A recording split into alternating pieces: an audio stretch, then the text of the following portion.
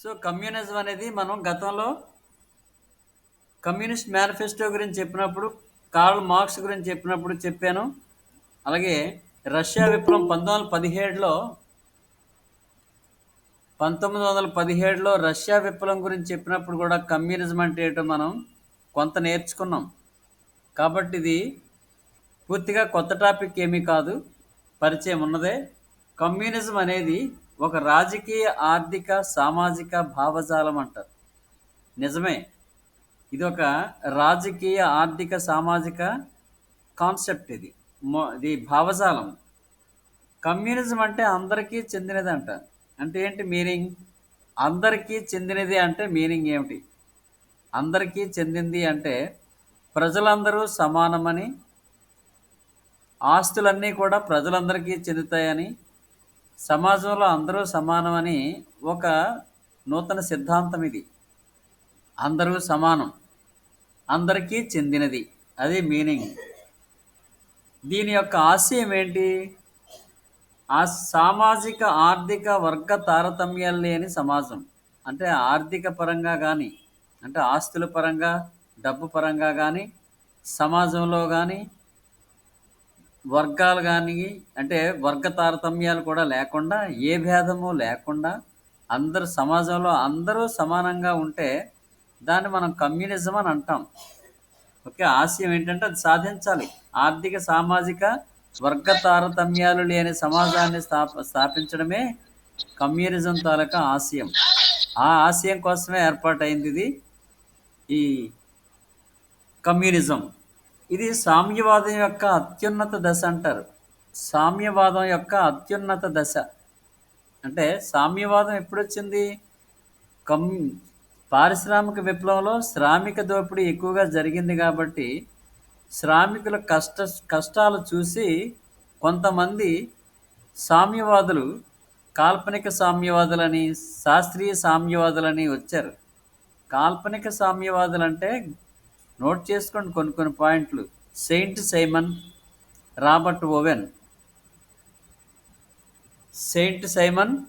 Robert oven అనేవాళ్ళు కాల్పనిక సామ్యవాదులు. కాల్పనిక సామ్యవాదులు అంటే వీళ్ళు అటోపియన్ సోషలిస్టులు అని అంటారు. Note down this point, utopian సోషలిస్టులు.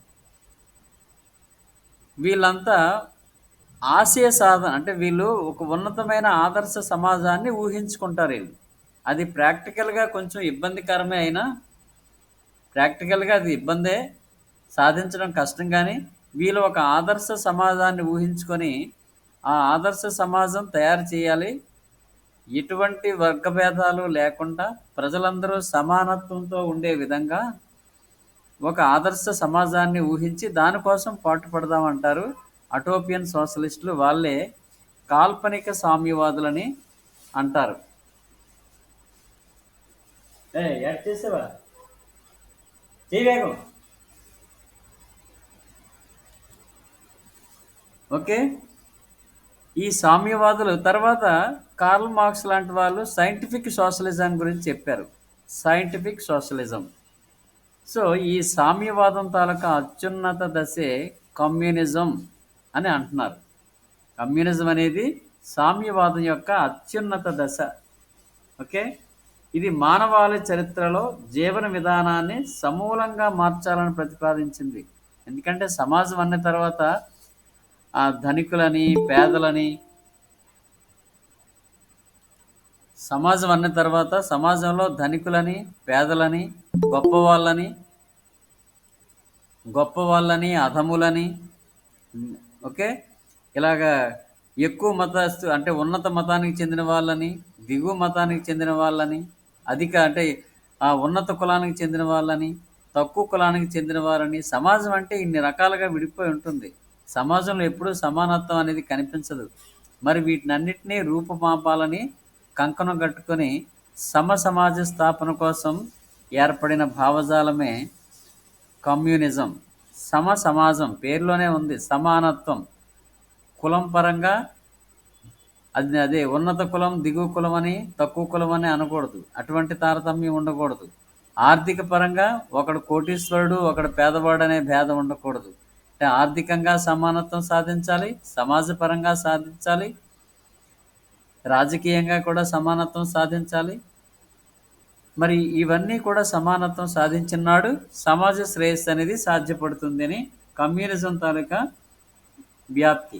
ఇది 19వ శతాబ్దం ప్రారంభంలో ఇది మొదలైంది. కమ్యూనిజం అనే భావన ఐరోపా ఖండంలో మొట్టమొదటి వచ్చిందంటారు. ఐరోపా ఖండంలోనే కదా. అంటే పారిశ్రామిక విప్లవం ఏ దేశంలో వచ్చింది? ఐరోపాలోనే వచ్చింది. పారిశ్రామిక విప్లవం మొదట ఇంగ్లాండ్లో ప్రారంభమైంది. ఇంగ్లాండ్ నుంచి తర్వాత ఇటలీ, జర్మనీ, తర్వాత America, Canada, Sweden, Norway, Denmark, Poland ఈ దేశాలన్నింటినీ వ్యాపించింది. తర్వాత రష్యాకి వెళ్ళింది. ఆ తర్వాత ఆసియా ఖండంలో ఒకే ఒక పారిశ్రామిక విప్లవం చెందినటువంటి దేశం జపాన్. ఈ దేశాలన్నీ కూడా పారిశ్రామిక విప్లవం జనించిన తర్వాత శ్రామిక దోపిడీ జరిగింది. దానికి అనుబంధంగా ఆ దోపిడీకి అనుగుణంగా ఐరోపాలోనే ఈ కమ్యూనిజం వచ్చింది. ఐరోపాలోనే ఈ కమ్యూనిజం పుట్టింది. ప్రధానంగా జర్మనీకి చెందినటువంటి కార్ల్ మార్క్స్, ఏంజెల్స్ ఇద్దరు కలిసి కార్ల్ మార్క్స్, ఏంజెల్స్ కలిసి 1848లో కమ్యూనిస్ట్ మేనిఫెస్టోని రచించారు. అది రాయండి. 1848లో కమ్యూనిస్ట్ మేనిఫెస్టోను రచించడం జరిగింది. ఈ కమ్యూనిస్ట్ మేనిఫెస్టో అంతా కూడా వర్గ సంఘర్షణ గురించి, సమసమాజ స్థాపన గురించి బోల్డ్ అన్ని సిద్ధాంతాలు ప్రతిపాదించింది. ఇంకా అక్కడి నుంచి ప్రారంభమైంది. జర్మనీలో పుట్టినటువంటి సామ్యవాద భావాలు ఐరోపా అంతటా కూడా విస్తరించాయి. అయితే ప్రపంచంలో మొట్టమొదటిసారి ఫస్ట్ టైము అసెంబ్లీకి ఫ్రాన్స్లో ఎన్నికయ్యారు. కమ్యూనిస్టులు వాళ్ళ సిద్ధాంతం ప్రకారం ఒక రాజకీయ పార్టీని స్థాపించి ఎన్నికల్లో పాల్గొని అసెంబ్లీకి ఎన్నికైన వాళ్ళు మొట్టమొదటిసారి ఫ్రాన్స్ దేశంలోనే మొట్టమొదటి కమ్యూనిస్టులు ప్రజల మధ్యకి వెళ్ళి ఓట్లు అడిగి శాసనసభకి ఎన్నికయ్యారు. అయితే వీళ్ళు ఎన్నికైన తర్వాత ఫ్రాన్స్లో స్పీకర్కు ఎడం పక్కన కూర్చునేవారంట. స్పీకర్ పోడియంకి ఎడం పక్కన కూర్చునేవాళ్ళు. అందుకనే వీళ్ళని వామపక్షాలు అని అంటారు. ఓకే, లెఫ్టిస్టులు. కమ్యూనిస్టులు అంటే ఏంటి? లెఫ్టిస్టులు అంటాం. తెలుగులో వామపక్షాలని అంటాం. ఆ పాయింట్ రాయండి. వామపక్షాలని ఎందుకు పేరు వచ్చింది అంటే ఫ్రాన్స్కి మొట్టమొదటిసారి ఫ్రాన్స్లో శాసనసభకి ఎన్నికైనటువంటి కమ్యూనిస్టులు స్పీకర్కు ఎడం పక్కన కూర్చోవడం వలన వీళ్ళకి లెఫ్టిస్టులని, వామపక్షాలని పేరు వచ్చింది. ఆ లైన్ యాజ్ ఇట్ ఈజ్గా రాయండి.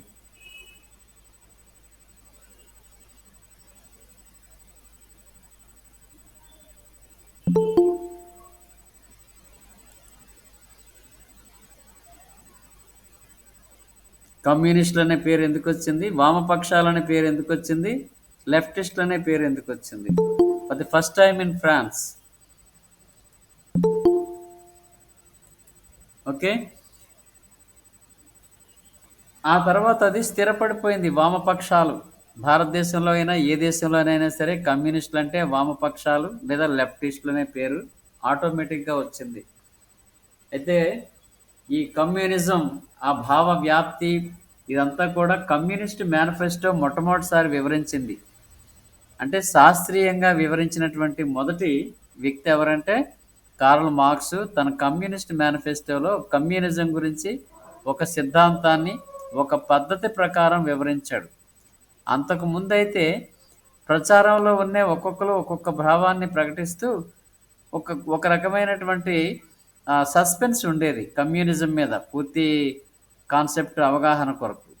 కానీ ఆ సస్పెన్స్ని ఎప్పుడు పోయిందంటే ఈ సస్పెన్స్ అనేది కార్ల్ మార్క్స్ కమ్యూనిస్ట్ మేనిఫెస్టోలో క్లియర్గా చెప్పడం వల్ల అక్కడి నుంచి ఒక సిద్ధాంతంగా రూపొంది అనేక దేశాల్లో ఈ కమ్యూనిజాన్ని వ్యాప్తి చేయడం మొదలుపెట్టారు. ఏంటో చూద్దాం. సామ్యవాద విజయం అనివార్యం. ఫస్ట్ పాయింట్, సామ్యవాద విజయం అనివార్యం. అంటే సామ్యవాదం అంటే చెప్పాను, సమసమాజ స్థాపన. సామ్యవాదం అంటే పాయింట్ రాయండి, సమసమాజ స్థాపన. ఇది అనివార్యం. అనివార్యం అంటే ఏదో ఒక రోజు సాధించి తీరుతాం. ఇది సాధ్యపడుతుంది ఎప్పటికైనా, అదే విజయం సాధిస్తుంది. అదే అనివార్యం. సామ్యవాద సామ్యవాదం విజయం అనివార్యం. అనివార్యం తప్పనిసరిగా విజయం సంభవిస్తుంది. తర్వాత సంతోషకరమైన సామరస్యపూర్వకమైన సమాజ నిర్మాణం కోసం శ్రామికులందరూ విప్లవోన్ముఖులై ఉండాలి. అంటే సమాజంలో అందరూ సంతోషంగా ఉండేందుకు శ్రామికులు విప్లవానికి సన్నద్ధం కావాలి. శ్రామికులందరూ కూడా విప్లవానికి రెడీగా ఉండాలి అని కార్ల్ మార్క్స్ తన కమ్యూనిస్ట్ మేనిఫెస్టోలో చెప్పాడు. ఆ తర్వాత చరిత్రపరంగా చూస్తే ప్రతి దశలోనూ కూడా చరిత్ర ఏం చెప్తుంది అని చెప్తున్నాడు. ప్రారంభం నుంచి మానవ చరిత్ర అంతా ఏం చెప్తుంది?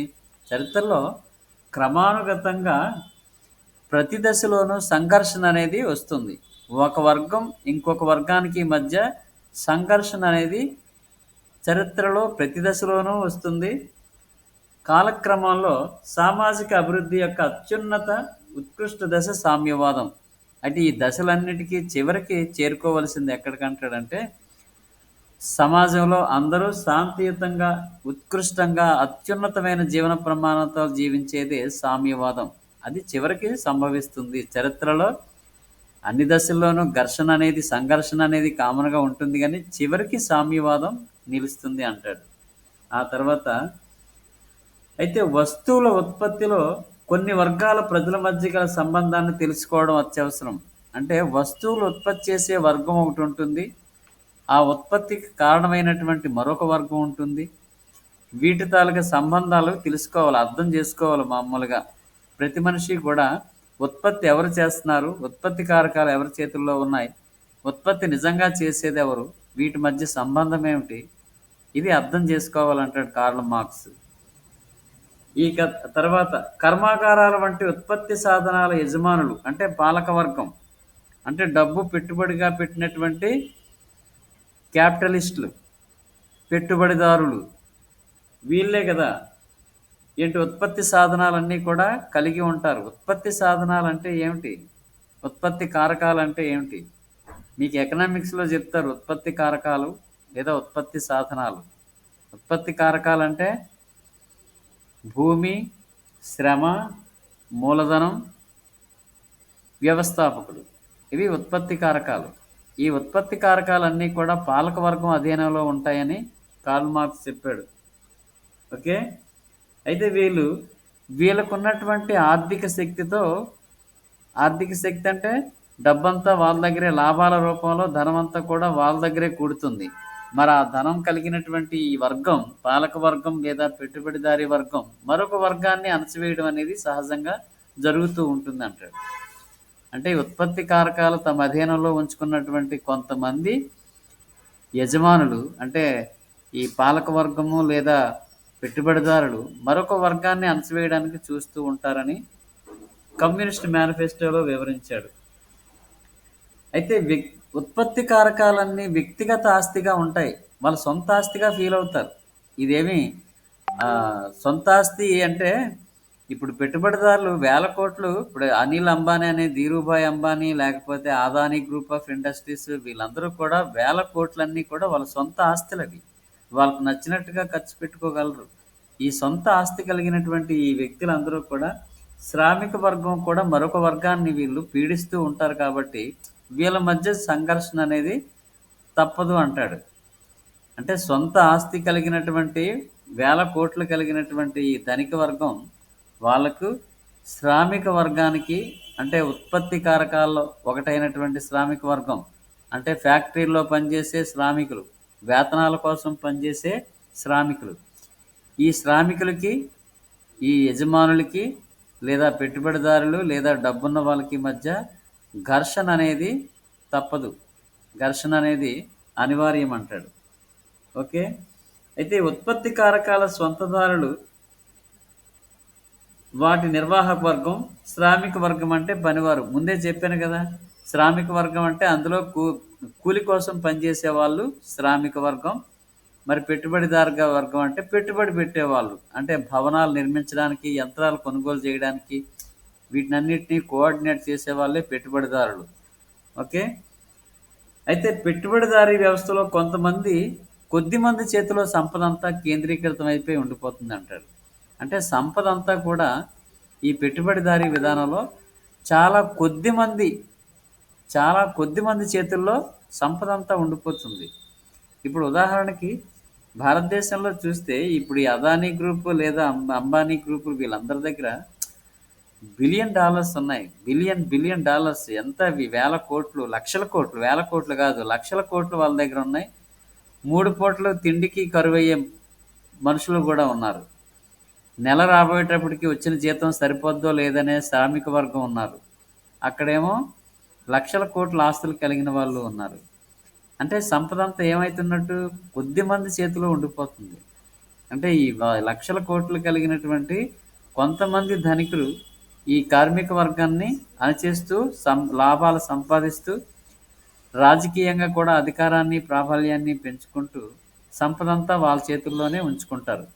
దానివల్ల నష్టం అంతా కూడా మిగతా సమాజంలో ఉన్న ప్రజలందరూ నష్టాన్ని అనుభవిస్తుంటారు. అంటే కనీసం ఆదాయం లేని వాళ్ళు ఉన్నారు, పెట్టుబడిదారీ వర్గం.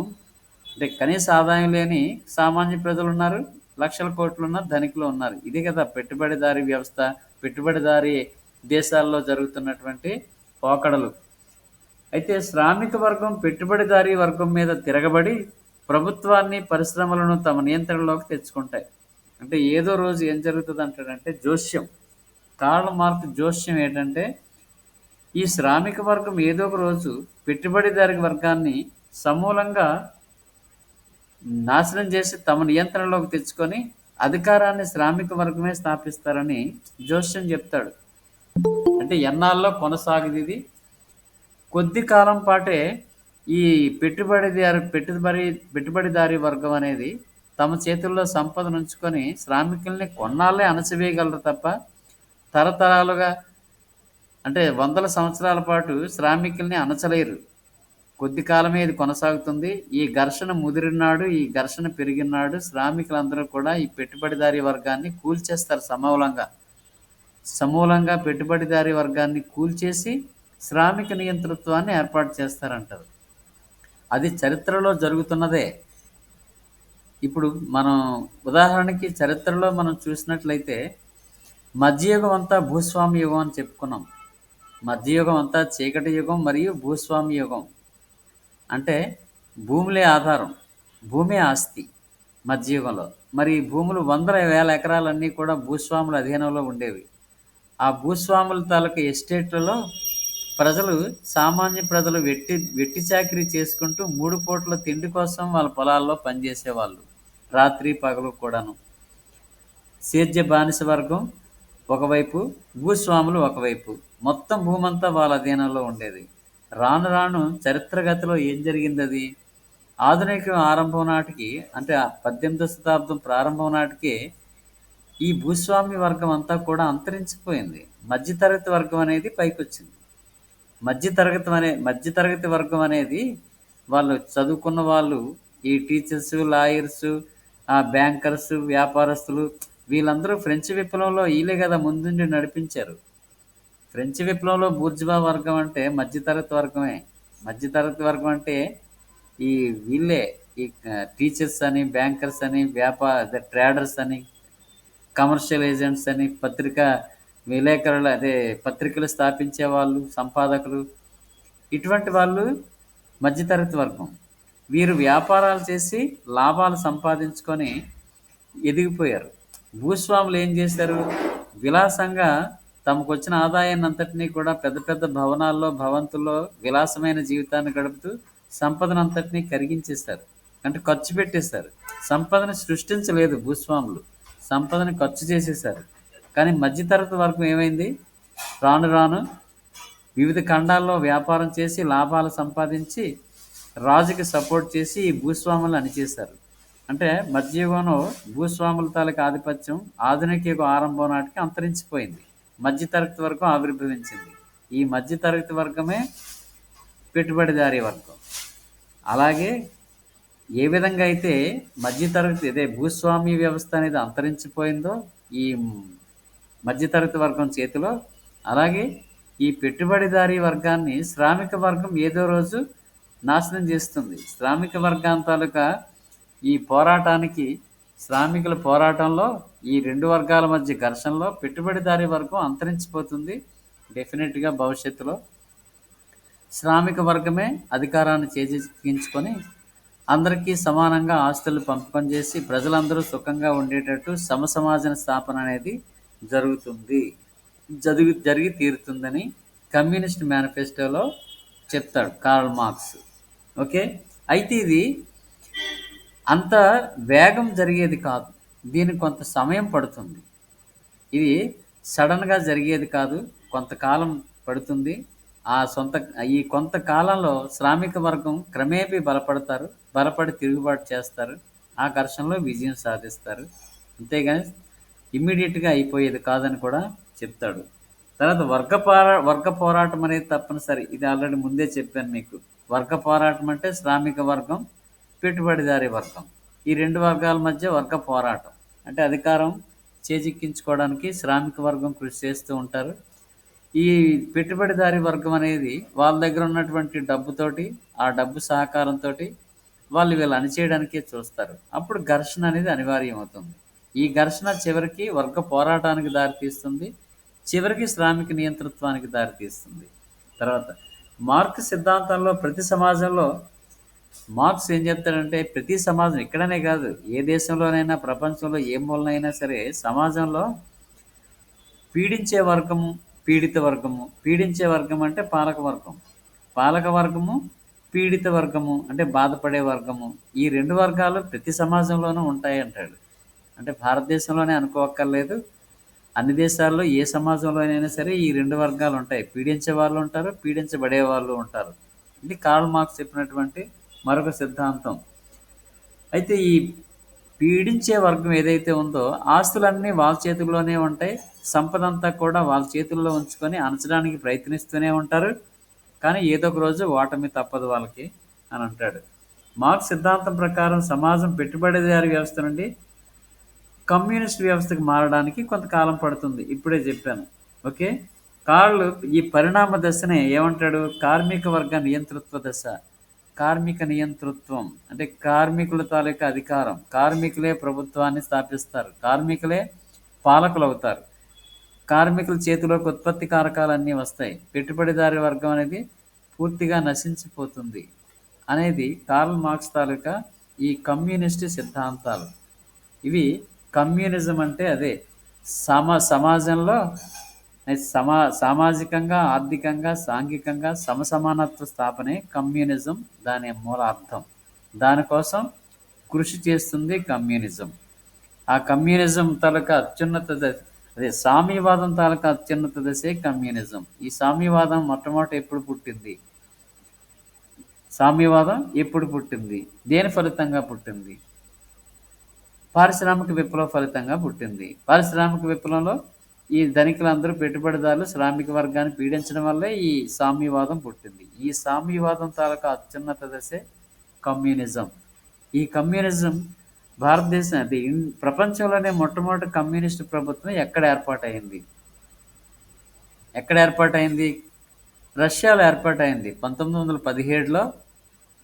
1917 1917 మొదటి ప్రపంచ యుద్ధం జరుగుతున్న సమయంలో 1917లో లెనిన్ నాయకత్వంలో రష్యాలో కమ్యూనిస్ట్ ప్రభుత్వం ఏర్పాటైంది. For the first time in the world communist government was formed in Russia under the leadership of Lenin. ఇది మొదటి ప్రపంచ యుద్ధం చెప్పుకున్నప్పుడే చెప్పాను మీకు. ఆ తర్వాత ఈ కమ్యూనిజం అనేది లెనిన్ను ప్రచారం చేస్తాడు.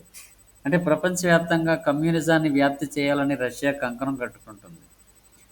రష్యాకు వ్యతిరేకంగా పెట్టుబడిదారీ వర్గ దేశాలన్నీ కూడా అవే వర్గంగా ఏర్పడ్డాయి. అమెరికా సారథ్యంలో పెట్టుబడిదారీ వ్యవస్థలు ఉన్నటువంటి దేశాలన్నీ కలిపి ఒక వర్గంగా ఏర్పడ్డాయి, ఒక కూటమిగా ఏర్పడ్డాయి. సో రష్యా సారథ్యంలో అంటే లెనిన్ నాయకత్వంలో, ఆ తర్వాత స్టాలిన్ నాయకత్వంలో కమ్యూనిస్ట్ ప్రభుత్వం ఏర్పాటైన తర్వాత కమ్యూనిజాన్ని ఐరోపాలో, ముఖ్యంగా తూర్పు ఐరోపా దేశాలన్నింటిలో కూడా కమ్యూనిజాన్ని వ్యాప్తి చేసింది రష్యా. అంటే తూర్పు ఐరోపా దేశాలన్నింటిలో కూడా కమ్యూనిస్ట్ ప్రభుత్వాలు ఏర్పాటయ్యాయి. అయితే ఇప్పటికీ కమ్యూనిస్ట్ ప్రభుత్వాల దేశంలో చైనాలో ఇప్పటికీ కమ్యూనిస్ట్ ప్రభుత్వం కొనసాగుతుంది. అలాగే క్యూబాలో కమ్యూనిస్ట్ ప్రభుత్వం కొనసాగుతుంది. అంటే ఇప్పటికీ ఉన్నాయి. అయితే ఎక్కడైతే ఫస్ట్ కమ్యూనిస్ట్ ప్రభుత్వం ఏ దేశంలో ఏర్పాటైందో రష్యాలో, అది అక్కడ కమ్యూనిజం పోయింది. పార్షియల్ కమ్యూనిజం అండ్ పార్షియల్లీ పెట్టుబడిదారీ వర్గం. అంటే పాక్షికంగా కొంత, పాక్షికంగా మరికొంత. అంటే 1991లో రష్యా విడిపోయింది. 1991 రాసుకోండి అది. 1991లో రష్యా విడిపోయిన తర్వాత అక్కడ కమ్యూనిజం బలహీన పడిపోయింది. పాక్షికంగా పెట్టుబడిదారీ వ్యవస్థకు కూడా తలుపులు తీస్తారు వాళ్ళు రష్యాలో. కానీ చైనా మాత్రం ఇప్పటికీ కమ్యూనిస్ట్ సిద్ధాంతాలను నమ్ముకొని కేంద్రీకృత పాలనా వ్యవస్థను కొనసాగిస్తూనే ఉంది. China it's a communist country, ఇప్పటికీ మారలేదు. అంటే మావో సారథ్యంలో అక్కడ కమ్యూనిజం అనేది ఏర్పడింది కదా. మావో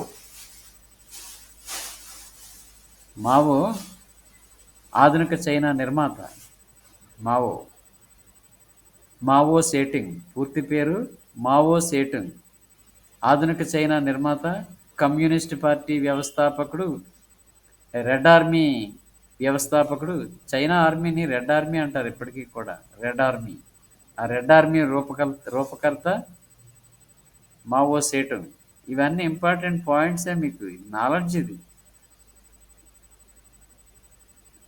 అంటే ప్రతి పాయింట్ కూడా ఈ కమ్యూనిజం అయినా సోషలిజం అయినా హిస్టరీ పరంగా కాదు, మామూలు జనరల్గా కూడా ఇవన్నీ కూడా నాలెడ్జే. ఇది మీకు అన్నీ ఊరికినే విని గాలికి వదిలేకుండా కొన్ని పాయింట్స్ రాసుకుంటే మంచిది.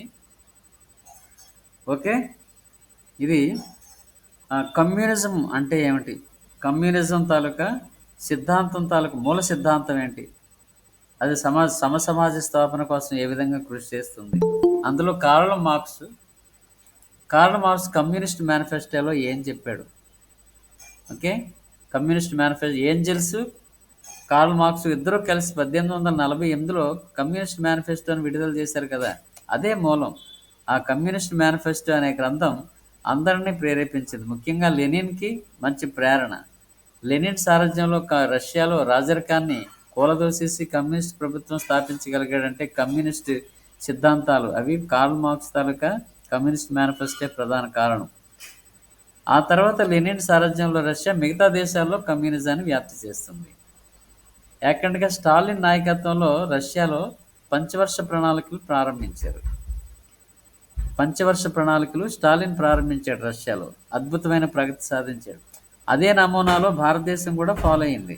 భారతదేశంలో మొన్నటి వరకు పంచవర్ష ప్రణాళికలు కొనసాగాయి కదా. ఈ పంచవర్ష ప్రణాళికలు భారతదేశంలో ప్రవేశపెట్టడానికి స్ఫూర్తి ఏది, రష్యానే.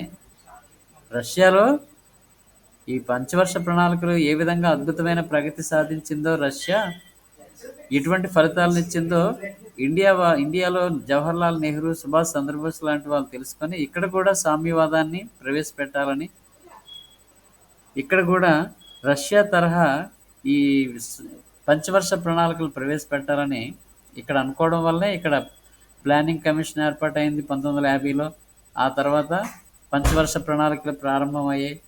మొదటి పంచవర్ష ప్రణాళికలో వ్యవసాయానికి ప్రాముఖ్యతనిచ్చారు. రెండో పంచవర్ష ప్రణాళికలో పరిశ్రమలకు ప్రాధాన్యతనిచ్చారు. అలా ఒక్కొక్క ప్రణాళికలో ఒక్కొక్క దానికి ప్రాధాన్యతనిస్తూ ముందుకు సాగుతుంది. ఆ తర్వాత బీజేపీ గవర్నమెంట్ వచ్చిన తర్వాత ఈ ప్లానింగ్ వ్యవస్థని, పంచవర్ష ప్రణాళికని రద్దు చేసి నీతి ఆయోగ్, మీకు తెలిసిందే అది, నీతి ఆయోగ్ అనే ఒక కొత్త సంస్థను ఏర్పాటు చేసి దాని ద్వారాగా వేరే పంథాలో అభివృద్ధిని ప్రారంభించారు. యాక్చువల్గా అంతకుముందు మాత్రం బిఫోర్ బీజేపీ గవర్నమెంట్ పంచవర్ష ప్రణాళికలే కొనసాగాయి. దానికి స్ఫూర్తి రష్యానే.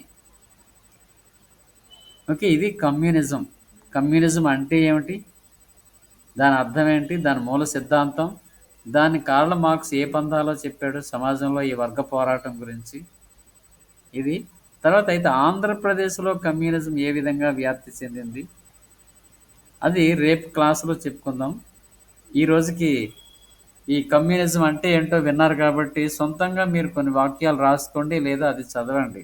మీరు ఆల్రెడీ ఆ బుక్ క్లస్టర్ కొని ఉంటే అది చదవండి.